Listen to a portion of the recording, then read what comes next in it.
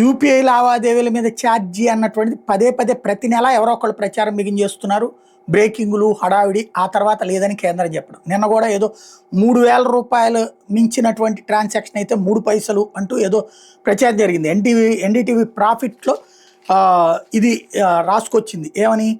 Merchant discount rate MDR ఛార్జీలను విధించాలని కేంద్రం యోచిస్తోంది. 3,000కు పైబడి చేసే యూపీఐ చెల్లింపులకి ఈ ఛార్జీలు వర్తిస్తాయి. 1-2 నెలల్లో ఈ విధానం అమల్లోకి వస్తుందని అయితే ప్రభుత్వ వర్గాలు ఈ చెప్పినాయి అన్నట్టు. దీంట్లో ఎండిఆర్ ఛార్జీలు 0.3%గా తొలినాళ్లలో ఉంటే, క్రెడిట్ కార్డులు 0.9% నుంచి 2% మాదిరిగానే వర్తకుల మీద ఎండిఆర్ భారం పడేది. 2020 జనవరి నుంచి కేంద్ర ప్రభుత్వం వర్తకులకి సాంత్వనం చేకూరుస్తూ జీరో ఎండిఆర్ విధానాన్ని అమలు చేసింది. ఇప్పుడు 80% పైగా డిజిటల్ చెల్లింపులు యూపీఐ ద్వారా జరుగుతున్న నేపథ్యంలో బ్యాంకులు, చెల్లింపుల సేవా సంస్థల నిర్వహణ ఛార్జీలను దృష్టిలో పెట్టుకుని ఎండిఆర్కి సిద్ధమైతే ఎండిఆర్ పెంపు వార్త అవాస్తవమని కేంద్ర ప్రభుత్వం స్పష్టం చేస్తోంది.